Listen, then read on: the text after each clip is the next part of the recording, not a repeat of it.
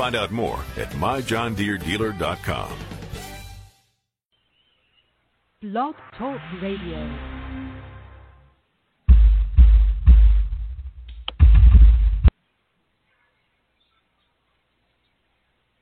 Live television, radio.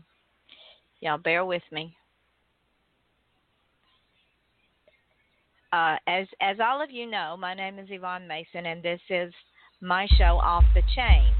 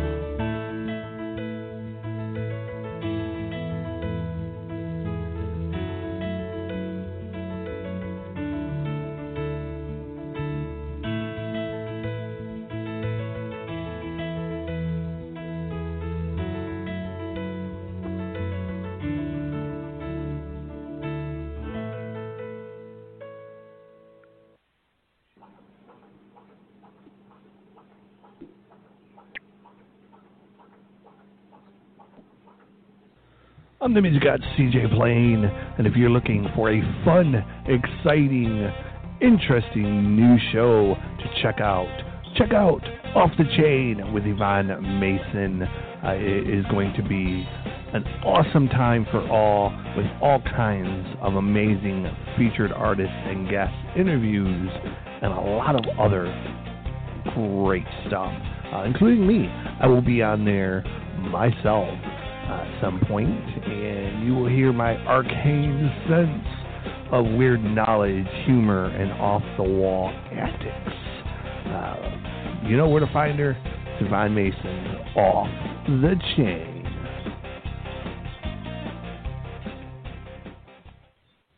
Good evening, everyone. As you can tell with live radio, anything can happen, and often does. My name is Yvonne Mason, and I am a best-selling independent author, and this is called Off the Chain. Those of you who know me know why I call my show Off the Chain. I am eclectic, I am eccentric, I have flying monkeys, I have an assortment of friends and family that they're as off the chain as I am, which makes life very interesting. This is our debut show, and I would like to invite anyone out there who is within this listening audience or who will listen in the archives at a later date. If you would like to join me, contact me. I am on Facebook under Yvonne Mason. I have a web page. It's authoryvonnemason.com. You can email me at yvonnemason84@yahoo.com. I am open to anything as long as it's not illegal, pornographic, or unethical. With that being said, tonight's show is called The Legacy. Last July, we lost our 13-year-old granddaughter to an asthma attack. To say it was a shock is an understatement. It was as if a light went out of our lives. She lived more in those 13 years than most of us live, even if we live to be 100 years old. Ramonda left her imprint of those she met. She loved deeply and forgave freely. Her ultimate gift was the gift of her organs, which her parents so unselfishly gave. She is responsible for giving others the chance to live. One could say that she gave the greatest gift of all. Her mother, my daughter Brandy Highfield, is on this show tonight, along with a young lady named Kaisha, who is with LifeLink of Georgia, who will be talking to us shortly about organ donation and the importance of it. We will also be talking about later on in the show a name scholarship that we have set up for Ramonda through the Florida JCI Senate. It will, when we get the $20,000 collected, a young person, a senior at a Florida high school, will be awarded a $1,000 scholarship. The scholarship is perpetual, and that we see it because we're awarded every year. What we do is we take that $20,000, we invest it, and then we use the interest of the money toward the $1,000 scholarship. Our hope is, with criteria for this scholarship, is that a young person who is going either into the medical field, the research field, the EMT field, to be a doctor, a nurse, an EMT, even a fireman, research into biology, into medicines, in a pharmaceutical company in order to find a cure for asthma. There are over 625,000 children under the age of 15 that die every year because of asthma. Tonight, we will tell you the story of one of those victims who left a legacy that is bigger than life. So without further ado, I would like to introduce my daughter, Brandy Highfield. Say hi, Bran. Hi. And Kaisha. Miss Kaisha, would you let the audience know you're out there? Hey, thank you for having me. I'm so happy to be a part of the show, the first one, and to celebrate Ramonda's legacy with you all. Well, we're glad to have you. And what I would like to do before we get into Ramonda's legacy, since you will be having leave us shortly, is explain a little bit to my listening audience about the importance of organ donation, how one can be an organ donor, and that, no, you're not out there harvesting organs like vampires in the night, throwing them in a ice chest and running off to the nearest airport with them.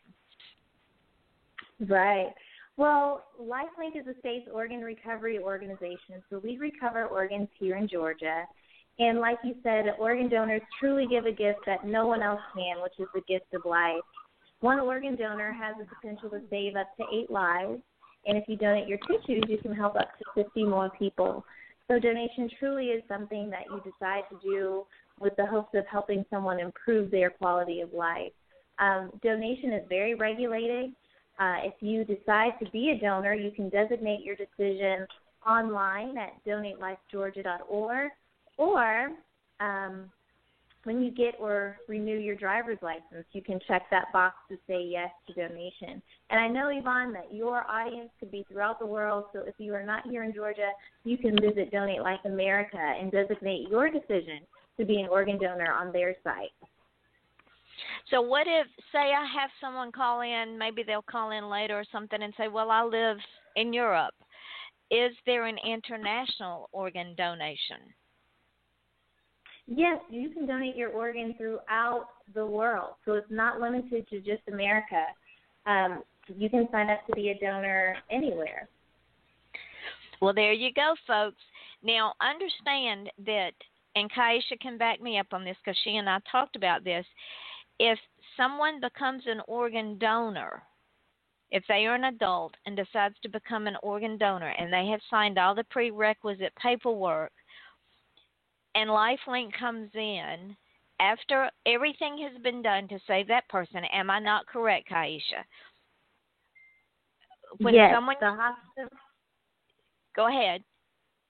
The hospital, the nurses, the doctors will do absolutely everything they can to save a life.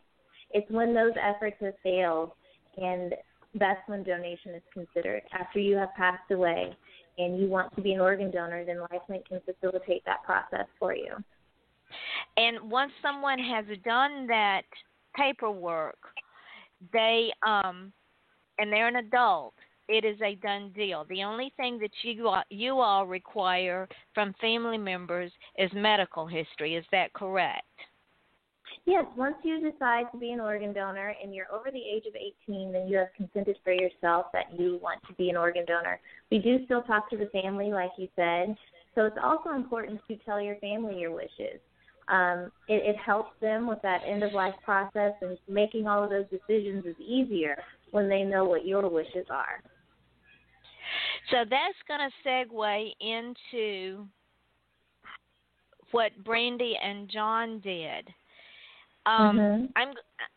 Before I bring Brandy in, I want to read something, and this is going to be very difficult for my daughter and probably very difficult for me, but it is important because this segues into what Kaisha is talking about, because the children made a very unselfish decision at a very difficult time. So everyone bear with me and let me read this. This is called Flying High. The year was 2001, a year that will forever stay imprinted on my mind. My oldest daughter just informed me that she was going to have yet another child. This would be her 5th. I was not happy. She was not married, but this time it was different. The father of this child wanted her and the other children. He loved her and wanted to marry her. I must admit, he was not what I have wanted for my daughter. He was on a fast track to self-destruct. He had lost his parents by the time he was 15, his mother to a gunshot blast and his father to a heart attack. He had lost the sister that raised him to murder via brake lines cut on her car. He was a train wreck. But my Brandy saw something in him, something good and decent and kind. If I were to say the path they chose was easy, I would be lying. It was not. John still had to work through grief of losing his loved ones. He had unresolved anger issues. He was constantly put down by other family members. He had to work through words that had been said to him that were unkind and destructive. He had to understand that inside was a good man, one who could make something of himself. He was not quite there yet. That is, until the day his daughter was born. He always said that she saved him. Kaisha, tell me, when you all talk to a family, how difficult it is. Well, fortunately for us, we have a team of people who are trained and able to help a family through that grief process. So for them, it's just a matter of making sure they understand the option that's in front of them and the wish that their loved one had. In terms of just being there while a family is grieving, that's the hard part. It's always hard to see someone go, but it's a beautiful thing when you realize that through a decision that they made, so many more people are going to have a chance at life again, people that are near death themselves. And that's what we remind the families that we talk to, is that their loved one is giving someone life. And in that giving, they're creating a legacy for themselves that will last past their lifetime, because they're going to be giving another life to someone else. So in helping them through the donation process, we're able to help them honor that legacy. And that's something that we take very seriously. It's touching, it's humbling each time that we go and talk to families, but seeing the other side is what brings light to the journey. Brandy, are you still with me, sweetheart? Yeah. Are you okay? Yeah, I'm fine. Okay. I want you to tell the listening audience, because we're going to go back and do the history, but since we have Kaisha for only a short time, I want you to tell the listening audience how marvelous and your experience with Tracy and with Lifelink of Georgia when y'all were at Scottish Rite. They were amazing. They told us everything, explained everything. If we had questions, they answered them. Even if they seemed stupid questions, they answered them. They explained everything to us, how everything was going to work. Erica Plunkett was a big help. She helped us make the best decisions to help save other lives through our daughter, Ramonda.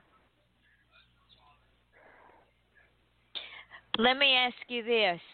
Was this something that you and John had talked about prior to the baby being brought to Scottish Rite? No, it never crossed our mind because we thought she was coming home. When did you and John discuss the organ donation? When Dr. Henry, who is totally amazing, and Amber Twinwood, who is absolutely out of this world amazing, when they told us there was nothing else that could be done because they had run 6 brain tests on Ramonda to see if there was any brain activity, because they never gave up.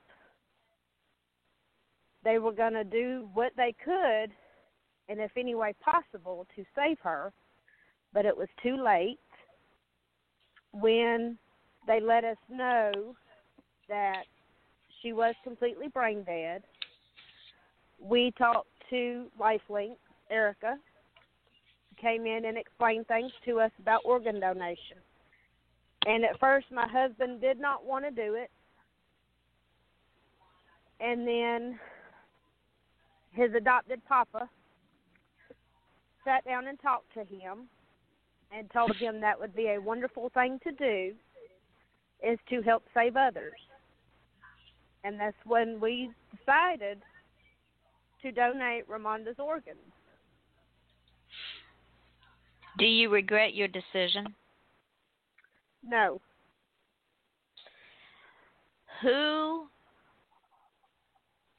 How many people were the recipients? Because Kaisha has said that up to 8, sometimes as high as, 13, Kaisha?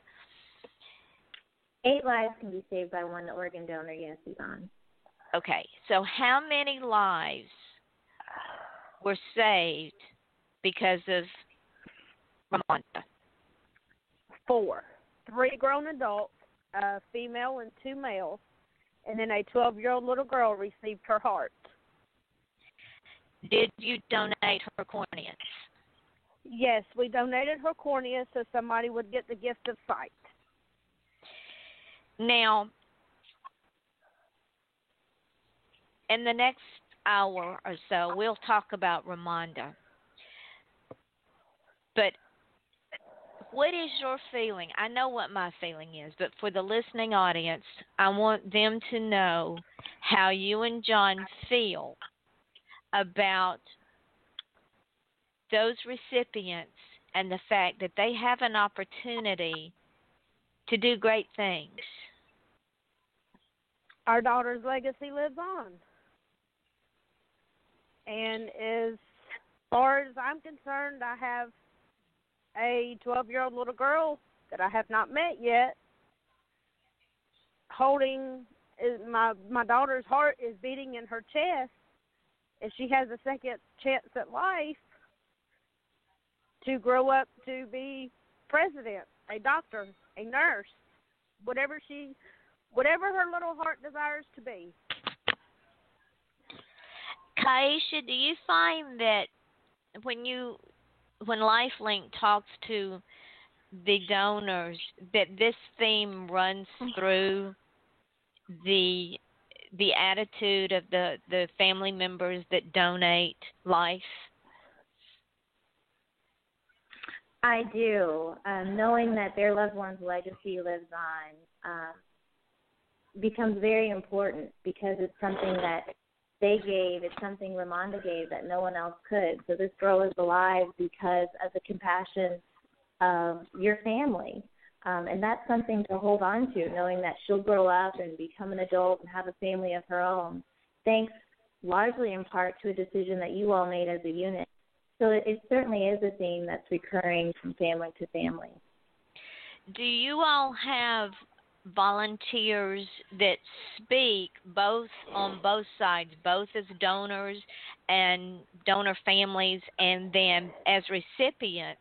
Because recipients sometimes will feel probably guilty that someone had to die in order for them to get the gift of life, and they should not feel guilty. Mm-hmm. Am I correct in that? You are, because the recipient didn't do anything to cause this. Just like, as you all know, in Ramonda's case, it was an asthma attack. And from that event, you all made a decision to give the gift of life. So it's not something that they should be sad about, although I can understand that feeling. We do, though, to go back to your first question, have a volunteer program called the Transplant Advocacy Group. We have both donor families and transplant recipients that go out and share their story and talk about donation. In fact, I just had a donor mom with me today as I went out and spoke to a class of a driver's ed class for high school students. And those volunteers help us put a face to donation. I think organ donation is something we all know about, but we don't necessarily learn that someone has been touched by donation or transplantation. So we have a group of people that are committed to educating our communities about organ and tissue donation, and we value them and what they do. If someone wanted someone from your organization to come and speak, how would they get in contact with you? Visit our website at lifelinkfoundation.org, and you'll find everything you need to tell us that you want us to come out and speak. So I would say go online, and we will respond to you via email and have someone come out to you. Brandy, if you had to do it over, would you? Yes.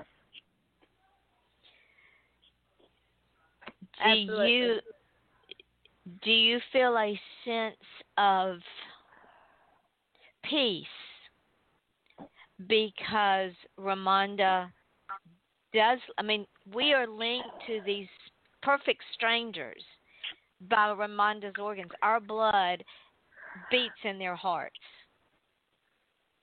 So do you feel a sense of peace?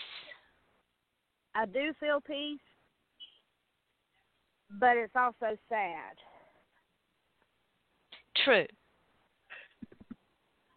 And of course, go ahead, baby. But on Ramonda's Facebook page, I guess that's what she wanted.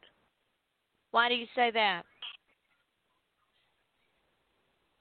Because on her occupation, It's on her okay. occupation, where on your Facebook page it says your work, where you work at. Yeah. She said, I work for God. Out of the mouth of babes comes wisdom. Kaisha, that is a testament that please carry when you go and do PR work, that baby said that. Yes, certainly will. And I know that you need to go. I'm not rushing you off, but I know that you've got something else you need to do. And if you need to go now, I'm perfectly okay with it. You tell me when you need to leave. Brandy, are you okay, honey? Yeah, I'm fine. Okay. Kaisha, give us the links again, both for LifeLink of Georgia, LifeLink International, LifeLink America, and the advocacy. And what I'll do is I'll also look them up and put them on the page itself. Okay, well, LifeLink, you can find us at lifelinkfoundation.org. And then you can find donatelifeamerica.org. And you can also use organdonor.gov to find information just about general organ and tissue donation things. And what are your parting words for anyone who has donated, become a recipient, or is thinking about it being an organ donor? Well, with LifeLink, we work to recover those life-saving organs for transplant. So I am primarily with donor families, and we have a service that we put together every year just to honor and celebrate their life. And we give a picture frame on some years. And on that frame it says, I thought of you with love today. And I just think that's a beautiful sentiment for both sides, donor and recipient, because, of course, we think of our loved ones with love, those who have passed. And then for the recipients, they also think of their donor with love. So just to know that organ donors and their families are surrounded by loving thoughts and people that are keeping them lifted through their gratitude. That's what I'd like to leave people with. Well, before you go, Kaisha, we are going to get to meet, and I know the little girl's name. I know her mom's name. The little girl's name is Holly, and they are wanting to meet us. I'm so happy that you there? Yeah, I'm here. Kaisha. We lost Kaisha. Oh. She dropped off. I don't know. She dropped off. Kaisha, if you're listening, call back in. I don't know why we lost her. I don't know. Well, maybe she'll call us. There she is. She called back. See if I can get her here. Come on, Kaisha. Kaisha, we lost you. Yes, we lost you. I was saying, Brandy, I'm so happy your family has an opportunity to meet the recipient. So that's going to be a lovely moment for you guys. Yeah, gonna be happy tears. I've also reached out to the other 3 recipients. I haven't heard anything yet, but the door is open, the mailbox is open. Mm-hmm. I'm just waiting on them. So if they feel like writing, I'm here waiting. Well, it's good you've taken that step, and hopefully they'll write soon. They may be just trying to get their words together. It's a big step for both sides, so really and happy that for is you. fine. But Melinda wrote me a very, very sweet card. I know it took a lot of courage for her to write it because I scared the whole neighborhood the day I got it because I was screaming in joy and jumping up and down on my front porch. Oh, wow. And I read it, and And I called my mom, and she's like, I was FaceTiming Mom, and she's like, what is wrong? Your face is puffy. You've been crying. So I read her the card.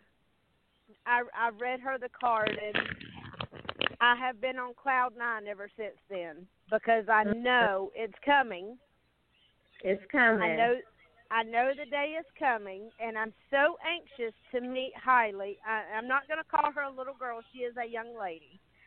She received a heart full of love, full of caring, a heart of gold. And I told her mom in one of my letters, I said, if she tells you to stop by Racetrack or Quick Trip and grab her a slushie and Slim Jim, blame it on Ramonda because that was Ramonda's favorite. That was Ramonda's favorite. And for everyone that's out there that's listening to this radio show, my name is Yvonne Mason. This show is called Off the Chain. This is my debut radio show, very first show. We decided we were going to set the precedent tonight by calling the show The Legacy. The Legacy is not the death of my granddaughter, but the life of my 13-year-old granddaughter who died at 13 due to an asthma attack. And for those of you all that do not know, asthma kills 625,000 children a year under the age of 15. That's a lot of children. That's a lot of future that we lose to an asthma attack.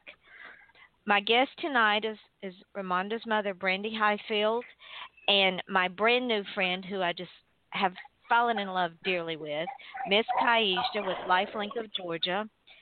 And she's going to have to leave me soon, and I'm just don't know what I'm going to do because she is just an amazing person. So one more time, Kaisha, tell the folks about organ donation and how important it is. Well, like I said before, thank you again for having me here and to spread the word about organ donation because it truly is a gift that no one else can give. Organ donors provide the gift of life through organ donation, and they also are able to enhance the quality of life for several more through tissue donation. One organ donor can save up to 8 lives, and a tissue donor can enhance the lives of 50 more. So truly, giving that gift of life to someone is changing several other people, not just the person that you donate to, but the people that they impact and reach as well. And thank you again for having me. I'm going to hop off here in a bit, but I so appreciate being a part of your inaugural show. Brandy, it was a pleasure meeting you and learning more about Ramonda. And y'all keep in touch. And Well, before you hop off, Kaisha, volunteers call in and let them tell their story. Yes. Can you work that out for me? Yes, we will be in touch. All right, and darling. if you're not an organ donor, what are you waiting for? You can't Absolutely. take it with you. Donate it. Save There lives. you go. The mama has spoken. The mama has spoken. Kaisha, thank you again for taking time out of your night to visit with us and educate the public about the importance of donating organs and what joy it brings on both sides. And get with me after the show is over, maybe tomorrow. Sure. Get with me. I will do that. Set up a show with some of your volunteers. Absolutely. Thanks again, and you guys have a great first show. You too, sweetheart. You too. Thank you. It's nice meeting you. You too. Bye. Bye-bye. Bye. And that was Kaisha from Lifelink of Georgia. We started the show off, and I forgot to mention the Footprints in Me was written and performed by my nephew, Mark Stokes. He is an up-and-coming musical artist. And there is a song I want to play right quick that is also, if it will come up, that is also by Mark. You will understand it when you hear it. The promo was done by my friend Christopher Plain, who will be on my show next week. Hold on just a moment. Let's see if we can play this one.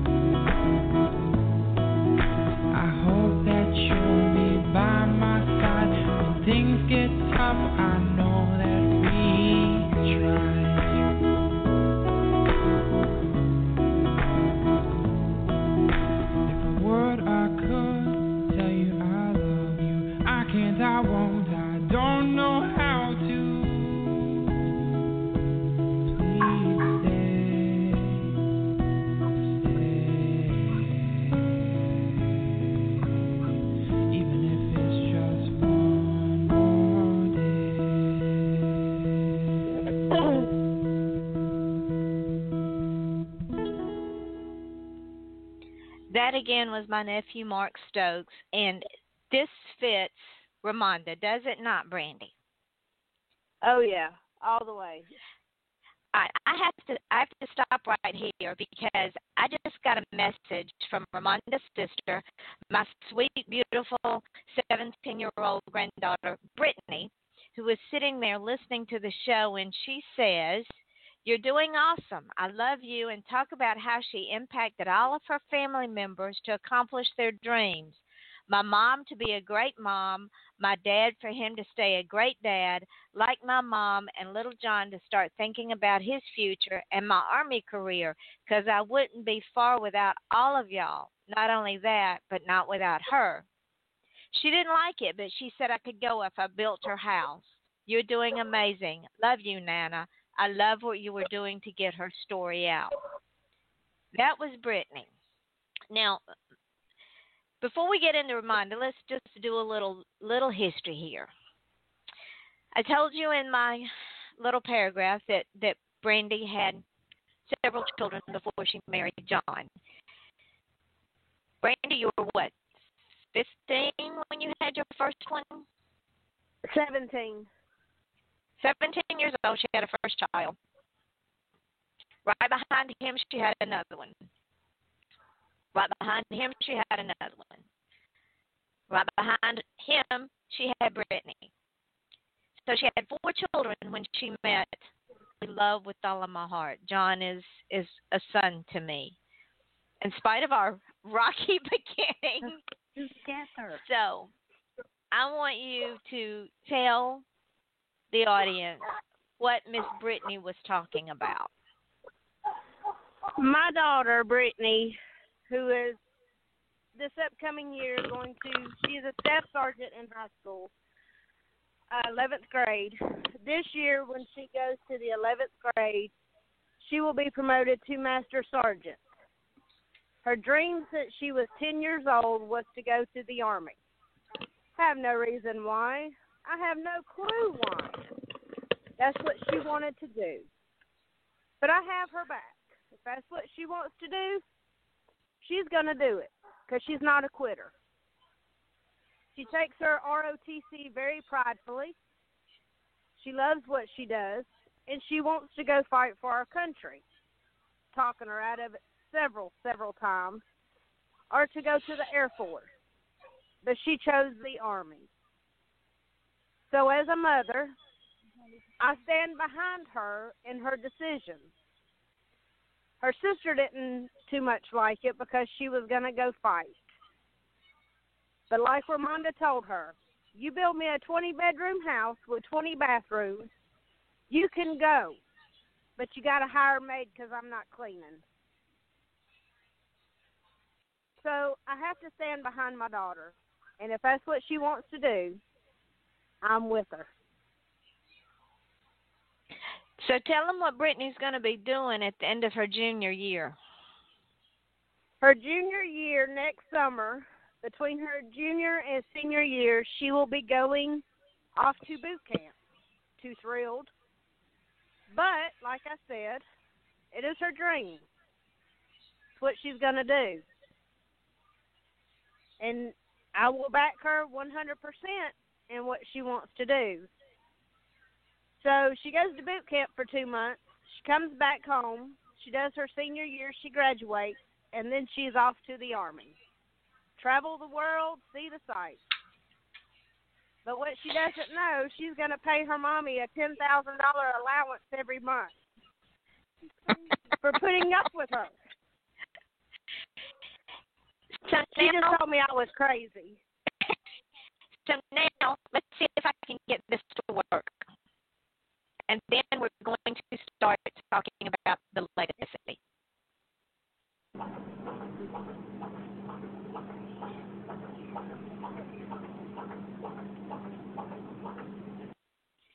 That, ladies and gentlemen, is the last gift that we have from Ramonda. That sound that you just heard is Ramonda's actual heartbeat that is now in the body of the 12-year-old child. Little Ramonda Victoria. She was named after the aunt who had been murdered. She was a free spirit from the first day. Her face lit up her daddy's world. Life took an upswing. The man who thought he would never get a driver's license did. He provided for his family on a chicken farm, a job that was 24/7 and never ending. He never complained, he just worked. When the opportunity rose for John to do something he never thought possible, Ramonda encouraged him. He became a volunteer firefighter in their county and then took it one step more and became a certified first responder. She was so proud of him, and in turn, he became proud of the man he was becoming. Her mother worked as a server in the local restaurants and worked the farm on the weekends. The older children learned how to work on this farm, all but Ramonda. The owner of the farm would not allow visitors to the home. He always wanted to know who was there and why. The children were not allowed to have friends over to spend the night. The family could not have get-togethers. Chicken farms are meant to be worked, not for a social life.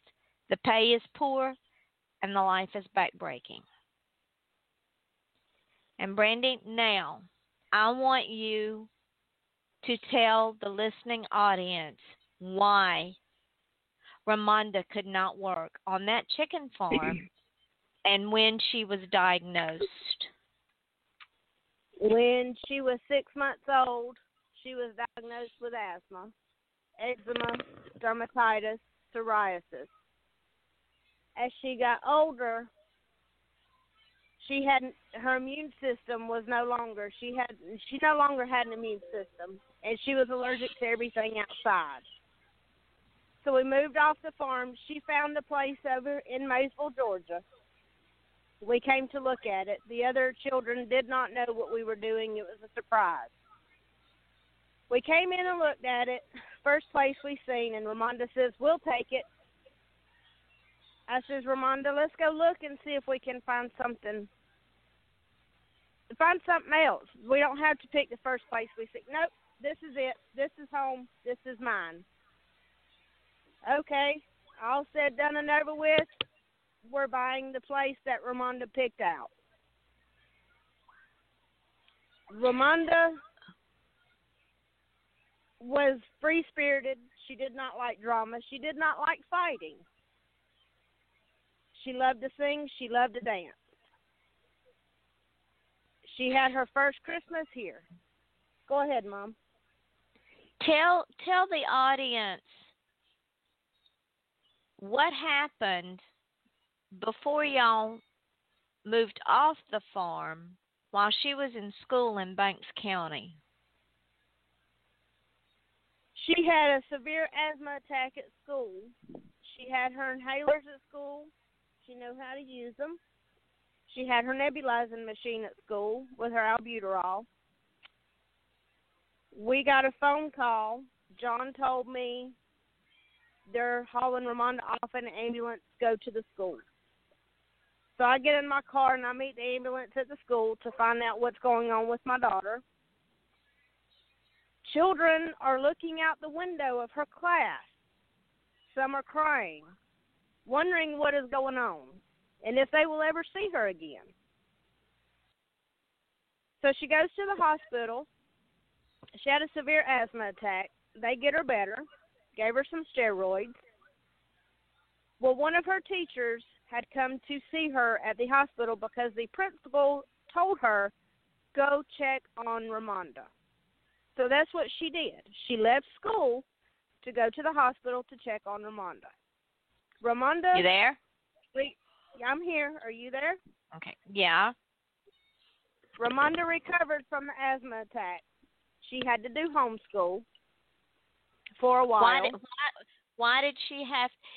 What I'm getting at is, remember, the reason she had the asthma attack, if memory serves me correctly, because I'm old, wasn't she made to do something that she could not do, which brought on the asthma attack, because one of the coaches told her she had to do it because they did not believe that asthma would so severe. Am I correct in that? Yes, she was in PE, and she told the coach she needed to go to the nurse because she could not breathe, and he would not let her go to the office to get her inhaler. So what happened is because this coach did not have the knowledge of when a child with asthma says, I cannot breathe, that you don't waste time. You get that child its medicine. She had to be transported via ambulance. Yes. That was a close call. That was the first close call. We've had a couple with her, have we not? Yes, she kept pneumonia. She's been in oxygen tents. She's been hospitalized numerous of times. She's had blood work done. She visited the doctor at least 3 times a week, sometimes more. Just when she said it was time to go. It was time to go. Time to go. When she because she had these secondary skin diseases, the dermatitis, the psoriasis, and the eczema, what would happen when she would break out? What would happen at school? And she got bullied. And in other places. A lot of children bullied her at school, called her a disease, a germ. They didn't want to be her friend. She was contagious. One child went as far as telling her that her mother ought to be ashamed of her for ever being born. There's been grown adults that have picked on her, just saying ugly, ugly things. We would go out in public and people would look at her like she was some kind of weird monster that just appeared. And how did that make her feel? It made Ramonda feel really bad, and she was ashamed to go out in public for a while. And then she started looking at. But she wouldn't wear short sleeves either, would she? Sometimes no, she would not, because her skin. Especially when her skin was acting up really bad, she would not wear short sleeves or shorts. She had to be covered. She's looked at people out in public and asked them, "What are you looking at? Do you have a problem?" And any of y'all that have seen the preview for the show, there's pictures of this beautiful child. And she was a beautiful child. Why did you finally pull her out of school? What was the breaking point of when you pulled her out of school? The bullying. Just people being bullies. It broke her self-esteem down. It broke her confidence down to where she did not like herself. She felt ugly all the time. Felt like she didn't have any friends. She stayed sad all the time, depressed. And to me, that was the straw that broke the camel's back. All right. Tell the audience what changed when you were in Walmart.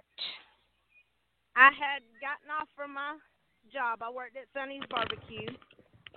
My husband and my daughter came to pick me up that day, and we had to run to the local Walmart as usual every day. Well, we'd done our little shopping. We were standing in line. I don't pay attention to who's behind me. I'm just ready to pay for my stuff and get out. Well, Ramonda slides right up beside me, and you would have to see the look on this child's face. She slid up beside me, just cool, calm, collective. She says, Mom. I said, what, honey? She says, don't look now. BG's right behind you. And who is BG? Brantley Gilbert. And, of course, I have to turn around, and Brantley Gilbert is standing behind me in line in Walmart, getting to ready to check out, on his phone talking. Tell the people who Brantley Gilbert is, because some people that don't know country music don't know who Brantley Gilbert is. Brantley Gilbert is a new country singer.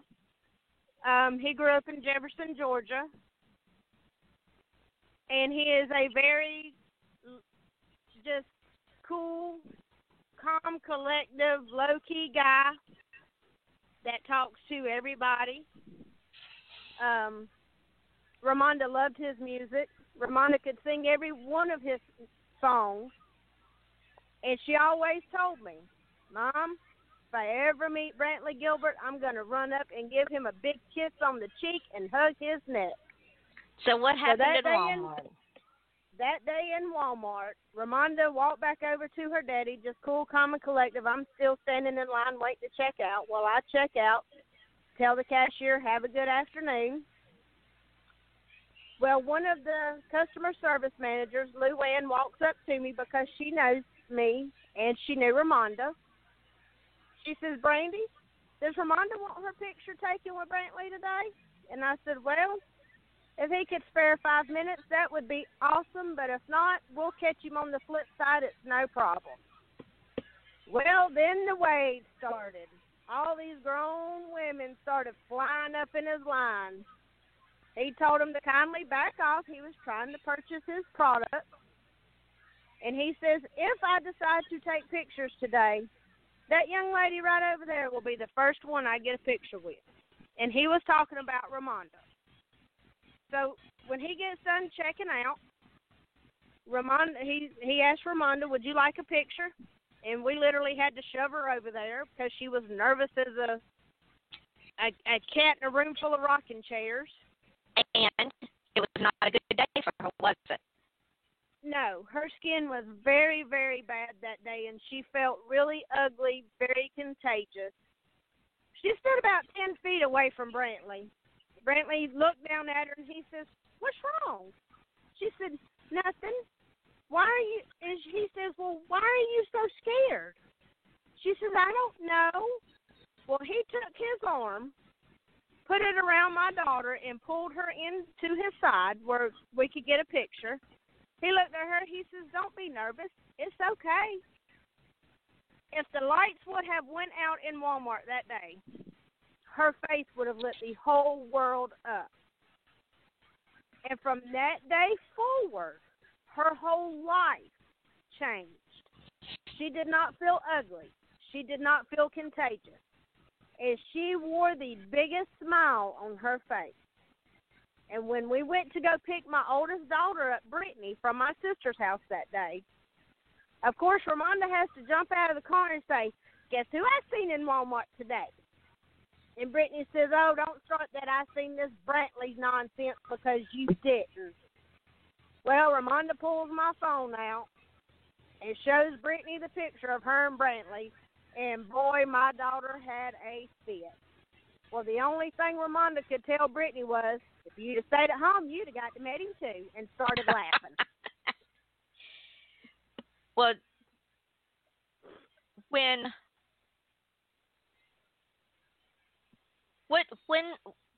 what month was that? In August of 2014. So then let's fast forward to Mother's Day of 2015. I went to my grandmother's house to spend Mother's Day with my grandmother. Me, my husband, Ramonda, Little John, Cherokee, my son, and my husband John, and Little Man. We go to my grandma's and spend the day with my grandmother and my grandfather, and my Uncle Stanley and my cousin Jeremiah. And Ramonda just being Ramonda. We were grilling out hamburgers. Papa and John had went to the grocery store. Ramonda gets in my grandmother's lap and looks at her dead in the eyes and says, I love you. And just melted my grandma where she sat. Because Ramonda loved her grandma, her papa, her Uncle Stanley, of course, because they both love WWE wrestling, and her sister. It was a wonderful moment, but in that time, we did not know 2 months later she would not be here. What happened on Father's Day?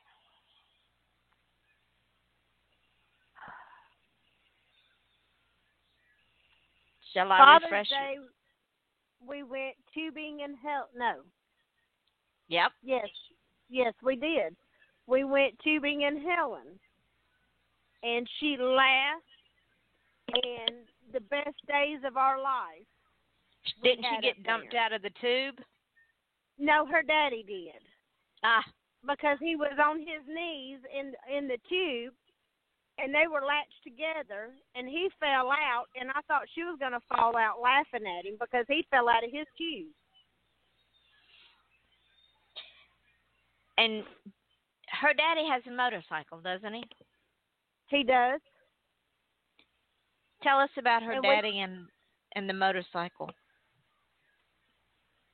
We went to Cleveland to visit some friends, David Boswell and Tammy Boswell, who are really good friends of ours. We went up to a campground up there and spent the weekend with them. Well, Blood Mountain runs right at the base of behind their house. Well, Ramonda kept telling her Daddy, you going to take me up Blood Mountain? We going up Blood Mountain. He says, well, baby, I've done drank one beer. Well, David Boswell looked at John and said, man, if you don't mind, I'd be more than happy to ride her up Blood Mountain. David goes and pulls his motorcycle out of the shed, cranks it up, and, of course, Ramonda grabs my helmet. And David takes her up Blood Mountain. They didn't go all the way to the top. He turned around and come back about halfway. Well, Ramonda come back down Blood Mountain, got back to the house, and she says, yep, I'm the queen of the road. I am. I went up Blood Mountain. Well, that's all David could talk about was how she rode. He said he would ride her any day of the week on that motorcycle because that child was born to ride. She was a free spirit. She was a very free spirit. There's a racetrack up where y'all live. The Atlanta Dragway. Tell, if my listening audience remembers, my son-in-law became a first responder. Volunteer firefighter. And a volunteer firefighter. And he worked that drag strip every year.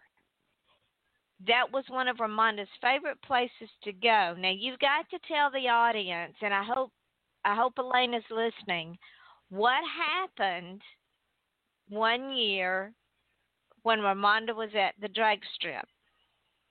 It's been about 3 or 4 years ago. We went to the Night of Fire, which is a big 4th of July show they have going on. They have the funny cars, Top Fuel cars, and, of course, Ramonda's favorite, the jet fuel cars. Well, we're walking around the tents as her daddy's, making sure all the drivers are okay. And she walks up to Miss Elaine Larson, who is a jet fuel car driver, the top in the world. She walks up to this grown woman, like Ramonda is a grown woman, with a hand on that hip, and looks at Elaine Larson and says, you kissed my daddy. And Elaine says, I did. She says, yes, you did. And Miss Elaine says, well, who is your daddy, honey? She says, you see that man over in that fire suit? She said, that is my daddy. She says, well, what did Mama say? I said, well, Mama didn't say nothing. She says, well, I tell you something. She says, when I run again, I'm going to kiss your daddy twice. Once for me and once for you. And Ramonda looked at her. She says, okay, that's fine. Like she needed her approval to kiss her daddy on the cheek. So let's fast forward to last June 26th. That was the weekend of Night of Fire. The 27th, June 27th. Where were you on June 27th? I had picked Ramonda up that Friday from her nanny. Me, her, and my niece Renee coming home. We were jamming out in the car, as always, Ramonda did. And the song that was playing was Becky G, Shower. Ramonda says, Mama, this is an awesome song. You got to listen to it. I was like, okay, play it. So Ramonda is dancing in the front seat of the car to Becky G, Shower.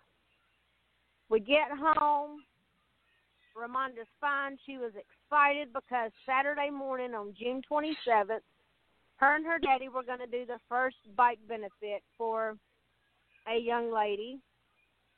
And she was so excited because she was doing her first bike run, and then they were coming to the Night of Fire that me and my niece were working. Well, about 3 o'clock Saturday morning, June 27th, Ramonda comes and wakes me up, and she says, Mommy, I can't breathe. I said, go get your machine out and let's do a treatment, and if that doesn't work, we'll go on to the hospital. Okay, Mom, but I'm not ready to go yet.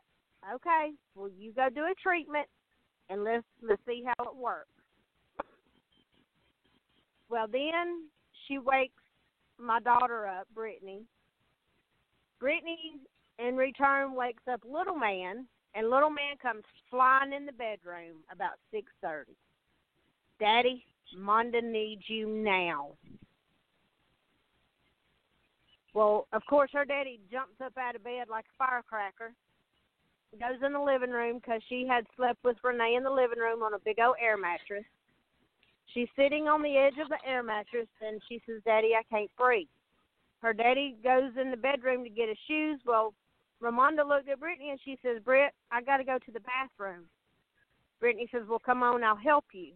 Well, when Brittany got her up, she fell down back on the air mattress. Well, Dawn come back into the living room, and she says, Daddy, help me.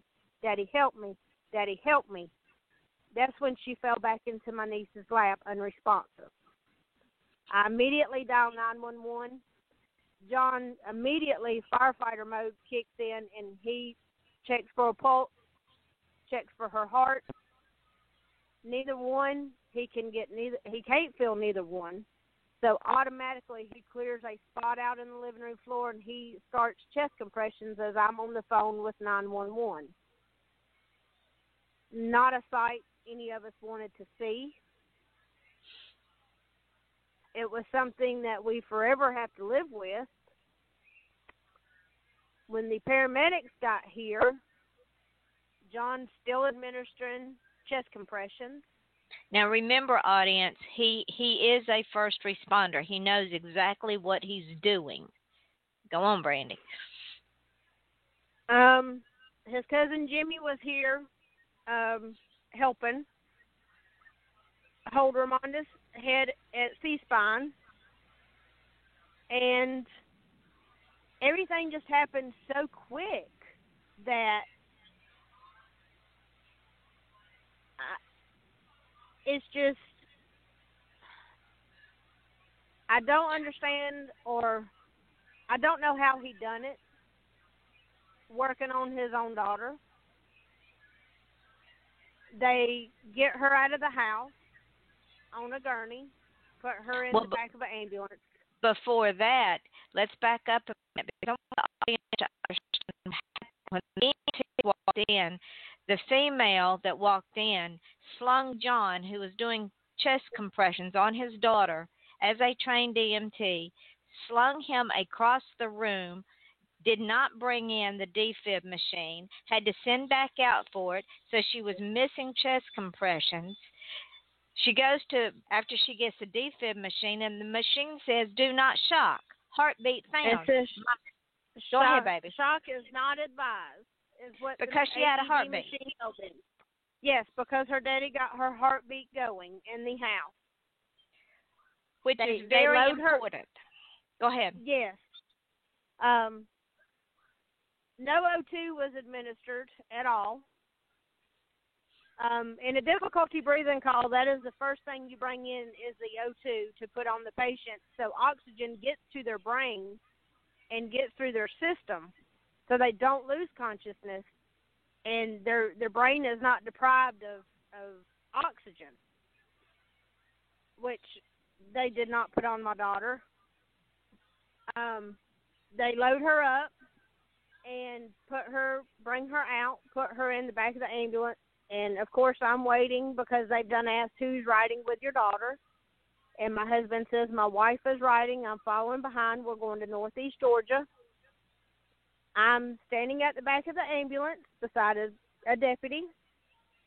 Well, they load my daughter up, secure her in, shut the doors, and leave. Without my daughter. I was in shock, and I was like, I'm supposed to be riding along with her. She's 13 years old.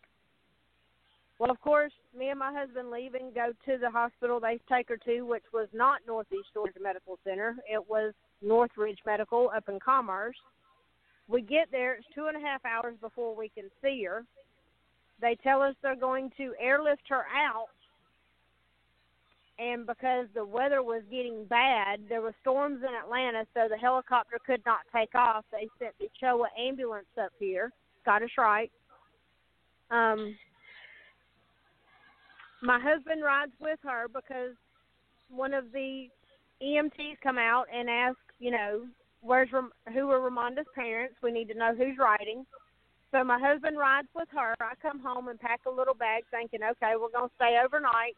I'm just going to pack a little bag and head on down since he's with her. I'm okay with it. Well, we get to CHOA, and it was the 6th longest days of our lives. We never left her side. Our really good friend Bruce Matson beat us to the hospital. Him and my niece Renee stayed with us for 6 days down there, and that was when our whole world got turned upside down. I get a phone call on Monday. First, I get a phone call on that Saturday saying they're transporting her. Then I get a phone call on Monday, and I talk to the nurse, and the nurse says, "Come." I've been around the block a few times, so I knew what was going on. We get there on Tuesday, and then on Wednesday, decision was made to take her off of life support. It was at that time that Brandy and her husband, my beautiful son-in-law, said, "We will donate her organs." At the time, we did not know if her heart was viable or not. Because what happens when children have an asthma attack and the air can get ready, you take it, Brandy, from there. When they told us on that Wednesday, or it was Thursday, that she was completely brain dead. They had done everything, and John told them no more tests. No more tests were to be run. After they had run 6, Dr. Henry came in the room and told us what was going on. And, of course, Amber was in there with us. She never left our side. She worked on her day off. She came in and took care of our daughter on her day off. And when Dr. Henry came in there to let us know that it was not good, we all fell apart. But they kept her on life support until that Thursday so all of her family could come in. The ones that wasn't down there could come in. They had took all the restrictions off her room, so she had a room full of people at any given time. We flooded the waiting room. Dr. Henry broke down with us. I've never seen a doctor cry in my life. And this doctor had so much compassion and heartfelt that she was crying with us when she pronounced Ramonda brain dead. And then she told us that there was a heart recipient waiting as she spoke to receive Ramonda's heart, that her heart was viable enough for us to donate. The only thing we could not donate was her lungs because they were so badly damaged, but they went to research.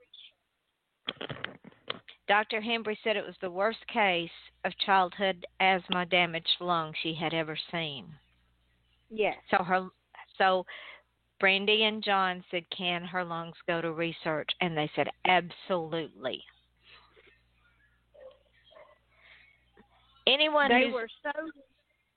Go ahead, baby. I was just going to say, Scottish Rite was so amazing with our family, with being as big as a family that we are.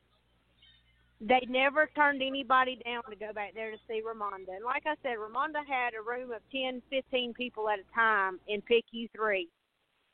And which is the intensive care unit. unit. Yes, pediatric intensive care.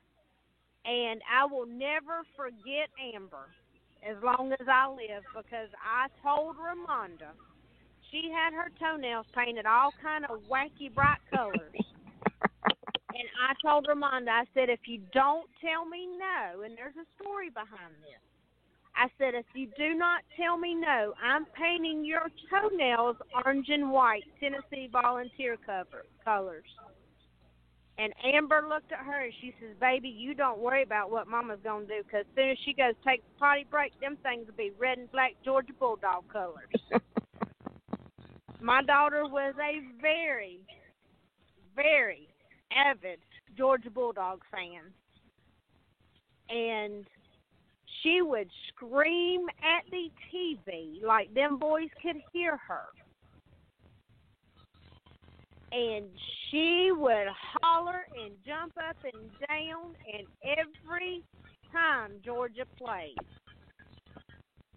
she was in front of that TV.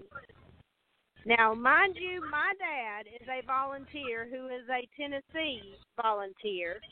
My Papa Jack is a Gator fan. So the house is divided 3 ways. So you can imagine my house during football season, because when the Georgia Bulldogs beat the Gators, she would blow her Papa Jack's phone up and she ask would. him, we ate us some gator tail tonight, Papa. And one of the nurses at the hospital told me she was leaving the room for a minute. She was going to change Ramonda's bed sheets out. I said, okay. So I'm in there with Ramonda. Well, she comes back with a pillowcase. She says, look what I found. I searched and searched, and I was hoping I could find one. Now, they have volunteers that make pillowcases for the children at Scottish Rite. Well, the nurse had brought back a Georgia Bulldog pillowcase for Ramonda and put it on her pillow.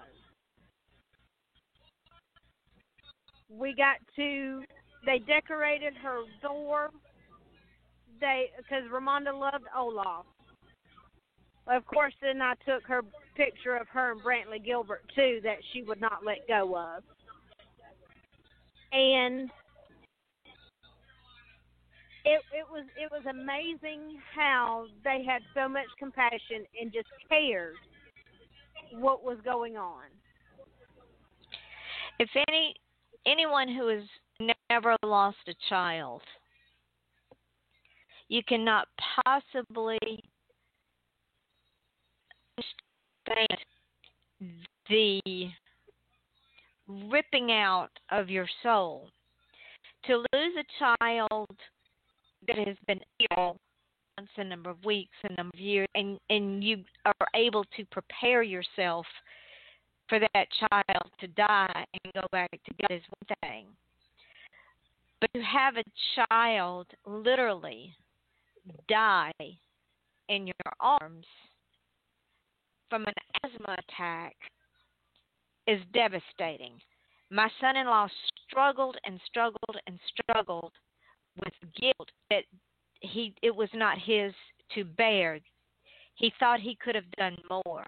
It took Dr. Hembry showing him the medical records and explaining to him that he did everything that's humanly possible, and because he was able to get her heartbeat and a pulse back, her legacy, just what this show is about, her legacy could live on. And with organ donation, they told us that this was not just a one-generation donation, that this would be for generations down the road. In other words, this 12-year-old daughter that has Ramonda's heart has the ability to grow up and have children, who will have children, who will have children. So our lifeblood, our DNA, goes on perpetually through generations. This is what got my children through this horrible, horrible grief of losing this vivacious, free spirit who didn't mind telling you what it was about, who was very opinionated, but was very loving and forgiving, even when she was bullied, and she was bullied unmercifully. When she's told she's so ugly she'll never get a boyfriend, when she's told that she'll get pregnant by the time she's 15, she's bullied unmercifully, and yet she forgave and she loved. When I did her eulogy, I said, we're not going to mourn her death. We're going to celebrate her life, because everybody that this child touched, Brandy, correct me if I'm wrong, everybody she touched, stranger, friend, family, it did not matter. She left a piece of light with them when she walked away. Yes, she did. She did. At her funeral, there was over 300 people at her funeral, and we did not know half of them. Because she touched all those lives. If you have the opportunity and have not done so, consider organ donation. What are you waiting for? Because organ donation is perpetual. Do you remember how old the other people were that her liver and her kidneys went to? I think it was a 68-year-old woman. Got her liver or a kidney, a 38-year-old man, and a 40-year-old man.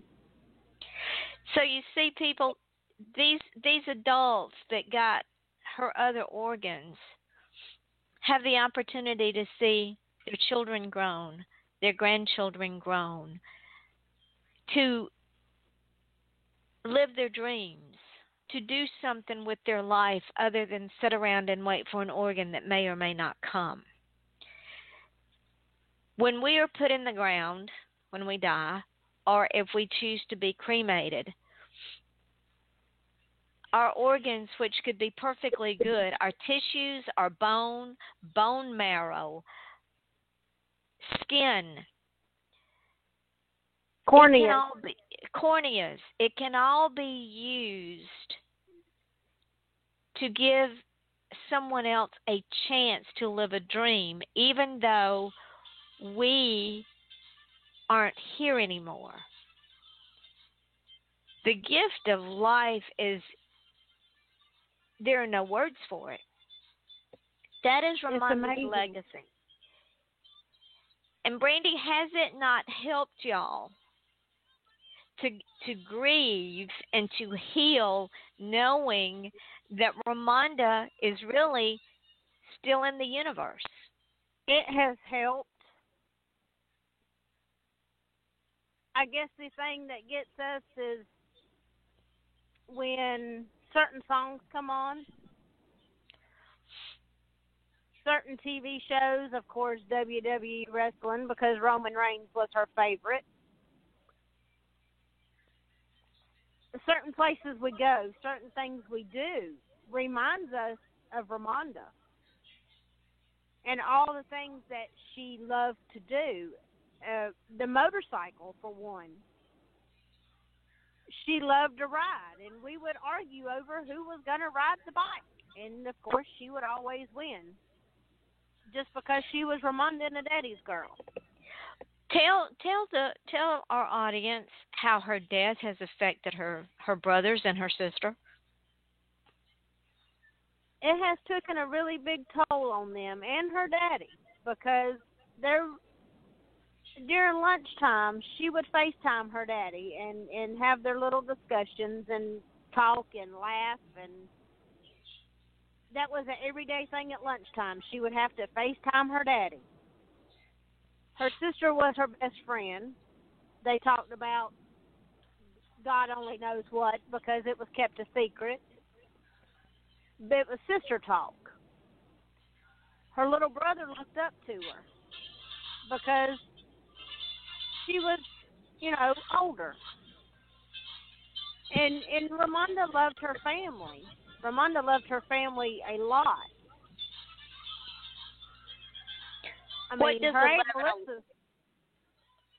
Go ahead, baby. What does 11:11? 11:11. That was an everyday thing for Ramonda. Every day at 11:11, she would post on Facebook, "Make a wish. It's 11:11." So I kind of carried on her tradition, and at 11:11, if I remember to, I always post, "Make a wish. It's 11:11."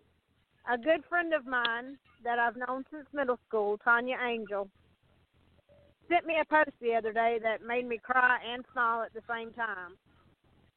She says, "From now on, every time I look at the clock at 11:11, I make a wish and I think of you." Tanya has lost a son and a grandson when they were babies. So she knows what we're going through. She knows the hurt and the heartbreak it is, and she's helped me a lot. Her sister-in-law, Miranda Angel, at work that I work with, her daughter and Ramonda were really good friends. They went to school together. We have become close since I've got to know her. She helps me through my bad days. Tell the people about Angel's little girl and what she said when Ramonda died. When I started my new job, I was wearing a shirt my sister had made that says Ramonda, and on the back it has Ramonda's name and a cross. And we were talking, and she says, "Is that the little girl that just passed away of the asthma attack?" I said, "It is." I said, "That's my daughter." She says, "No way." I said, "Yeah, why?" She says, "Well, my little girl knew her. They went to school together. And when she found out, she cried because her and Ramonda were friends, and it really broke her heart. And ever since then, me and Miranda have been, we've come close. We've become really good friends. I consider her a really good friend. And when I feel like I need to talk or have something that is bothering me, or I'm just having a bad day, I go straight to Miranda at work. And I talk to Tanya because Tanya knows what I'm going through. So we have support. And I did not know that so many children knew Ramonda and that were really heartbroken when this happened. When y'all were at Scottish Rite, I have to plug this because it Chick-fil-A gets a bad rep. And they get a bad rep because they're a faith-based family. My kids live in Jackson County, Georgia. The baby was at Scottish Rite Hospital in Atlanta, Georgia, which is a 50-mile trip one way with no traffic. Chick-fil-A in Jackson County, Georgia, sent food down to my children while they were there. Chick-fil-A will forever be in my heart because of that act of kindness. They didn't know my children from Adam's house cat, but they sent food down to my children because they knew that my children were strapped for cash and they were not going to leave. They needed to eat, so they didn't wind up in a bed. When the baby died, of course, we were not expecting her to die, so there was no life insurance, there was no funeral plot, there was no marker. The people that know me and my network, the people in the county where my children live, donated money and a casket for that baby's plot and for her funeral. And a very, very good friend of mine, Michael Phillips, who is in the funeral business down here in Florida, 650 miles away, went above and beyond. And I'm going to let Brandy tell you that story. Well, I have to give it to City Slickers up here in Maysville, Georgia, Mandy and Jason Ogletree, because they stayed in contact with John. And Mandy got a bike ride up for Ramonda to help with everything. And we're still in Atlanta, of course, with our daughter and not really knowing what's going on. A good friend of my mom's, Kelly Kosh, got a GoFundMe page up, which I had no knowledge of. And, you know, I wasn't worried about burying my child. I was worried about bringing my child home. And Papa's sister, Faye, donated a casket for Ramonda. And the community was just amazing at a time that we didn't know if we were coming or going because we were not expecting this. And for everybody to pull together to help was just very, very overwhelming. And Michael done an amazing job on her marker. I talked to him over the phone. He asked me what we wanted on it because it had to be the bronze marker. So I told him the ideas we had. And, of course, Papa Baker wanted a heart on there because we donated Ramonda's heart. John said, absolutely, Papa, not a problem. Well, Michael went above and beyond the heart. We put a dove on there for peace and love, and, of course, a motorcycle because of her love for the bike. And I had the idea to put CHOA on there, Children's Hospital of Atlanta, because I'm so gracious of them and love them just for who and what they done. Well, Michael told me, he says, I've got one better than just one heart. He said, I'm going to shoot a picture of it and send it to you. Tell me what you think. I said, okay, cool, fine. We can do that. Well, he shot me a picture of the marker that he had done on his computer. Well, it wasn't just a heart. He had done a double heart that was, like, intertwined with each other. And I said, cool, I like that. Papa would like that, too. He said, well, let me tell you the story I come up with. I said, well, okay. He said, you donated Ramonda's heart. I said, yes, sir.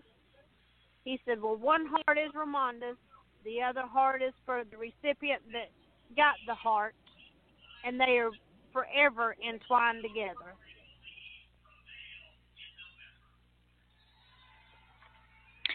Once again, Ramonda's legacy lives on. Ramonda brought an entire community together. She crossed state lines to bring people together. This is her legacy. How many of us at this point in our life can say, if we didn't wake up tomorrow, we could leave that kind of a legacy, that we would be known for something besides the dash between our birth date and our death date? I dare say there are not many of us that would leave even a minuscule of that legacy. Which brings me to another point. My husband is a Florida JCI senator. And any of you know out there, if you've been around for a while, what the JCs are. It's the Junior Chamber of Commerce. It is a group of people up to the age of 40 that are organizers. They're community organizers. They go out and they build parks. They clean up neighborhoods. They learn how to be business people. They learn how to run for elected office. And when you age out, if you are fortunate enough to be awarded the privilege of being a senator, then you become a senator and you're a mentor to the JCs. Well, within the Senate organization, we have a scholarship foundation. And the scholarship foundation is in every state, plus there's a national scholarship foundation. And the state of Florida is the Florida JCI Senate Foundation. And what we do as this foundation is we award $1,000 scholarships. And we award the scholarships to a student in the state of Florida from any high school, whether it be public or private, in the state of Florida. Last year, we awarded 6 $1,000 scholarships. Now, some of you may say, well, $1,000 isn't a lot, but yes, it is. $1,000 will buy a quarter's worth of books. So what we decided to do is to keep Ramonda's legacy going perpetually, is I have set up a named scholarship, and it is called the Ramonda Victoria Highfield Scholarship. And in order for this named scholarship to be perpetual, and in order for it to be a named scholarship, we have to collect $20,000. And I know y'all are saying, you're scratching your head going, Yvonne, you just said, is we take that $20,000, we put that $20,000 in an investment. We don't touch that $20,000. Then we take the interest from that $20,000 and give out a $1,000 scholarship. And it is perpetual. We give it out next year, we give it out the year after that, we give it out the year after that. But the $20,000 sits there and grows. We have to raise that $20,000 in order for us to be able to keep Ramonda's legacy alive. There is a Facebook page called the Florida JCI Scholarship for Ramonda or something like that. I'm brain dead right now. I can't remember. But anyway, I will post it on my page. It gives you all the information of where you need to send your checks. And you don't have to send hundreds of dollars. If you got $5 you want to send it to help keep Ramonda's legacy alive, we'll take it. The money goes to the foundation, and once the $20,000 is collected, the scholarship is then named for Ramonda. Now, what we want to do in order to keep this beautiful child's legacy going is the criteria for this scholarship will be for a student who is going into the medical field.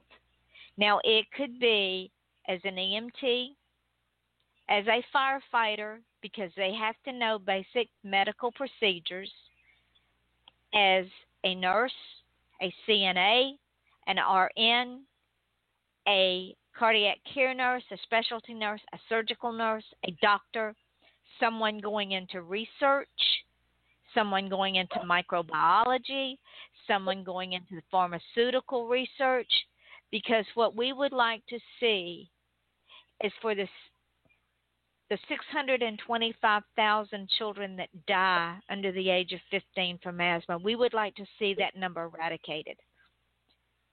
We would like to see one of the students who receives a scholarship to find a cure for asthma. Brandy and I and her daddy and her siblings and the rest of the family do not want to see another child die from asthma. It is the worst death there is, because you are literally smothering to death. Brandy, tell the people about the video and Ramonda in the swing right before she died. She was over at her nanny's and Papa Baker's house and her Aunt Melissa's, and her cousin Caitlin was recording her. And of course, my daughter loved all kinds of music, could sing anything. Well, she's sitting on the swing with her cowboy boots on, her blue jeans, and a shirt, and it's Bruno Mars. You're amazing just the way you are. Well, of course, Ramonda has to change the words up, and she's singing. And she says, I'm amazing just the way I am. And that she wouldn't change anything.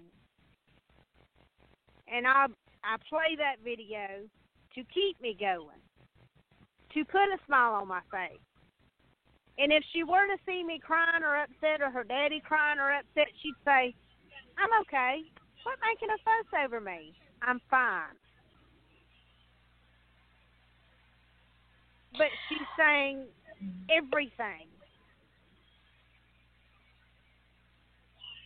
Brantley Gilbert, Colt Ford, you name it, she sang it. I'm going to read something. One of her favorite songs of Brantley Gilbert was, I just lost it, Brandy. What was it? One hell of an amen. One hell of an amen. I should have played that one. But what I'm going to... CJ Plain done a better one. He done a dedication to Ramonda, and he played One Hell of an Amen and Bottoms Up, which Ramonda loved.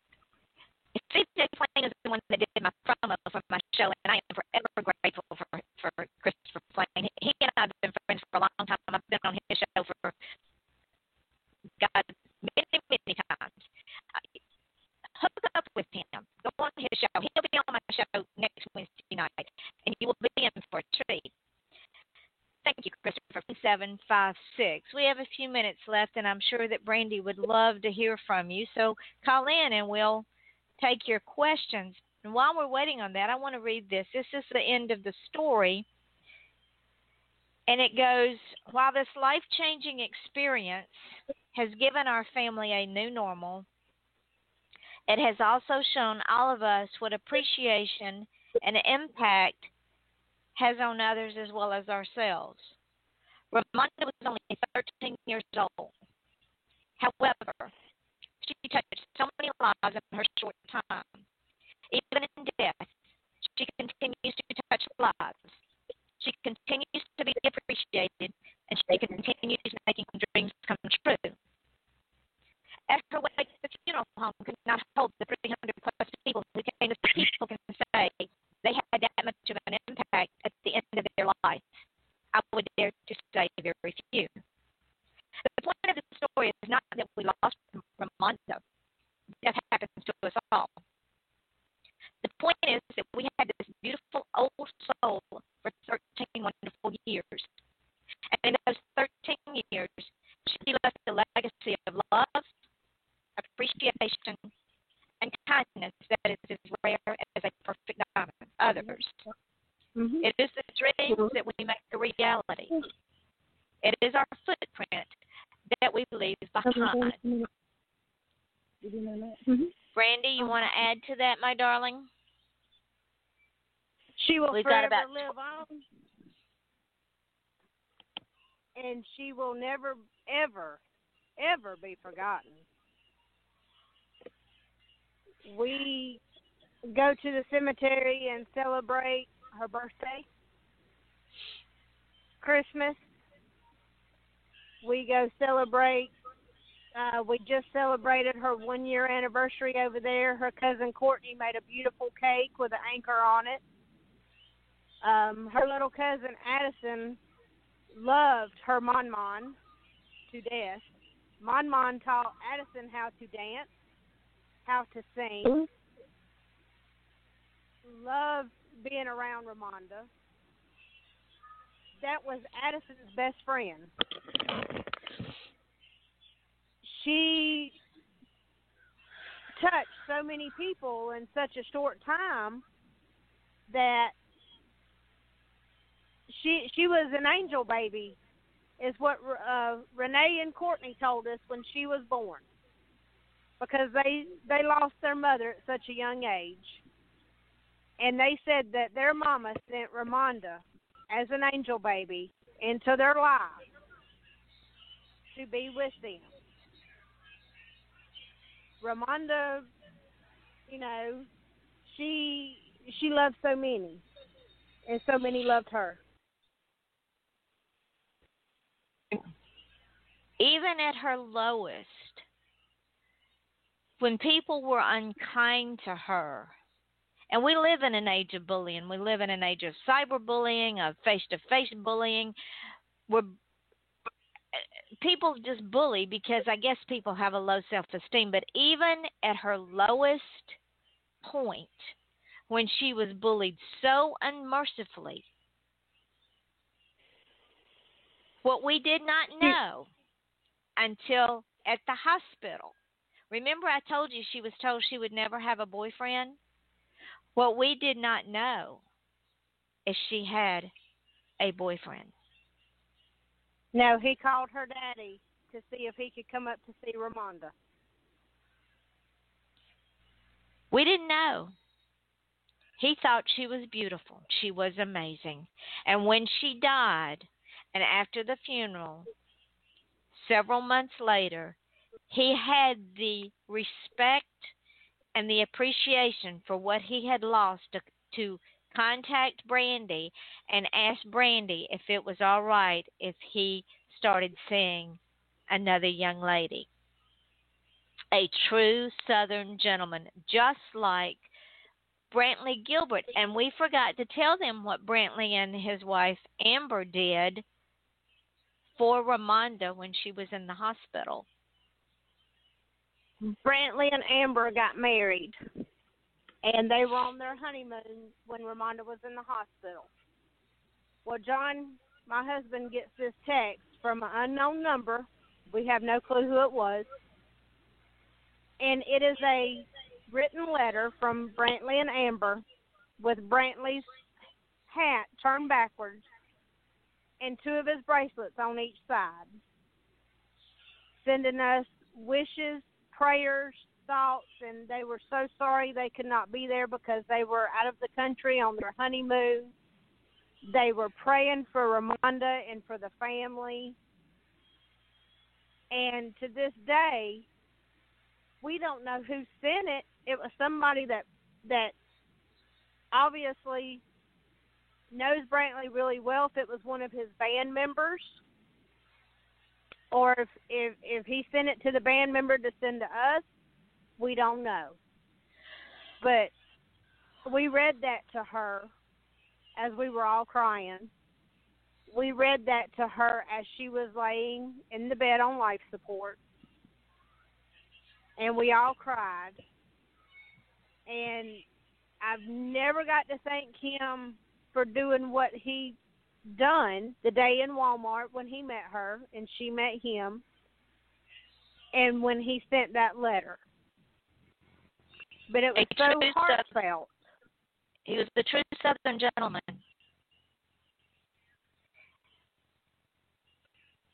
When people are hurting,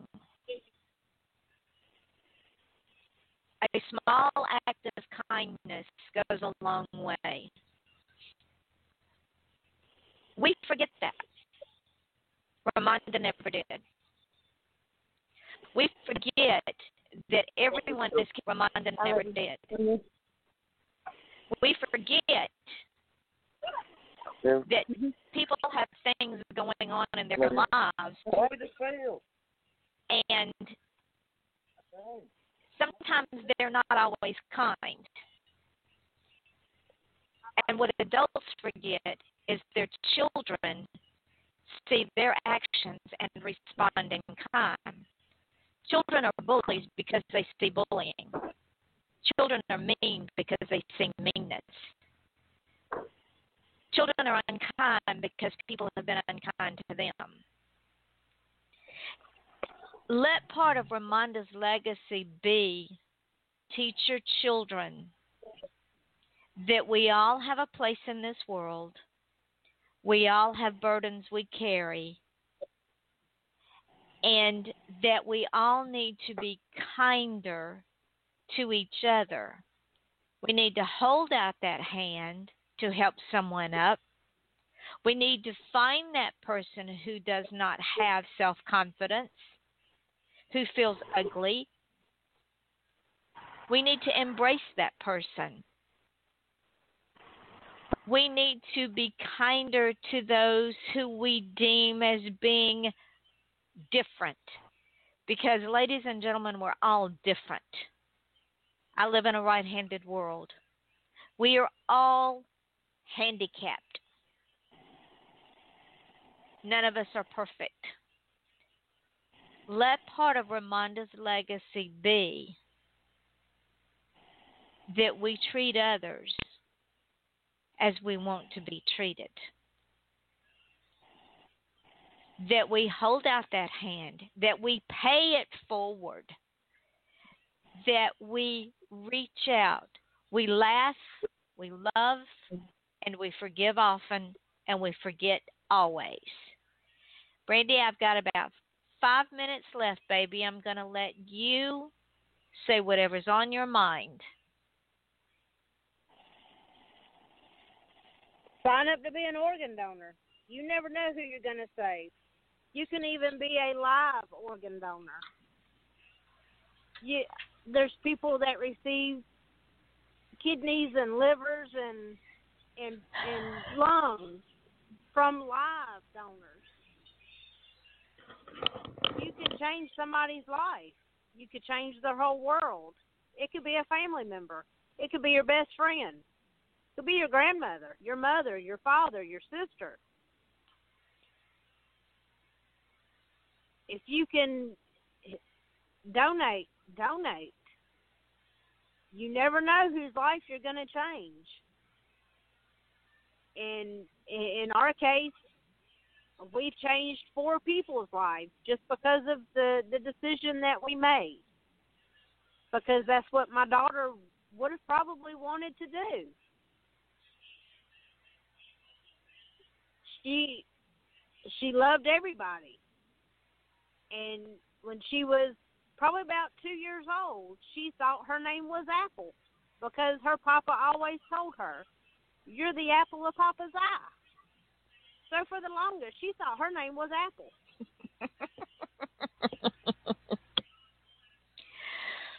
Didn't she also ask someone, was it Melissa, she asked about going to heaven?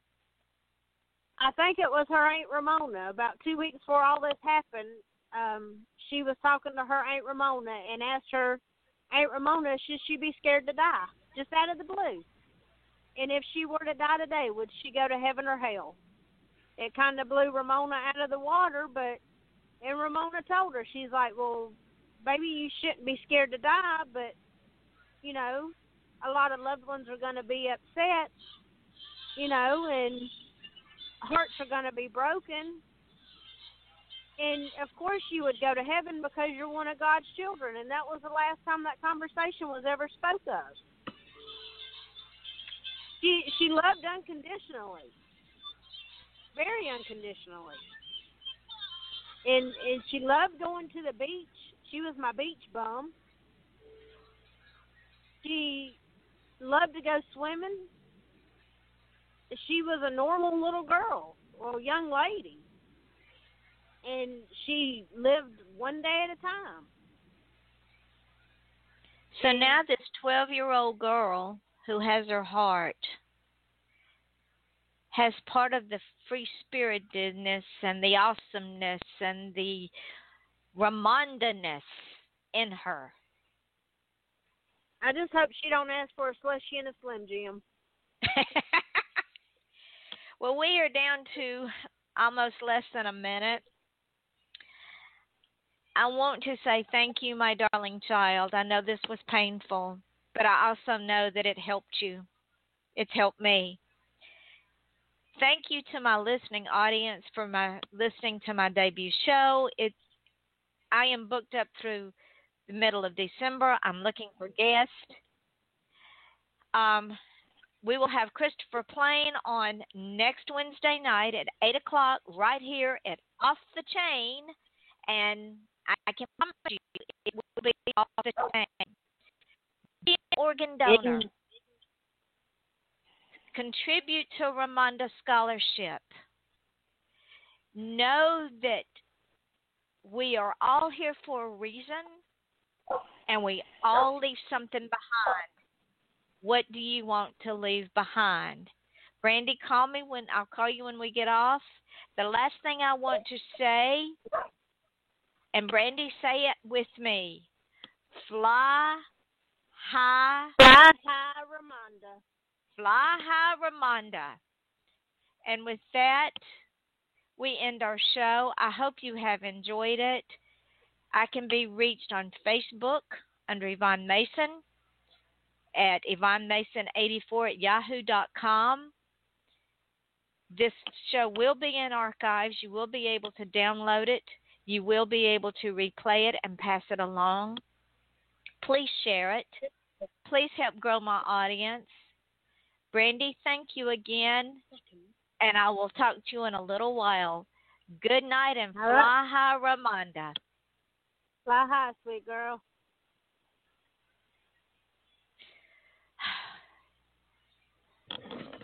When you don't go to Geico.com, car insurance can be hard.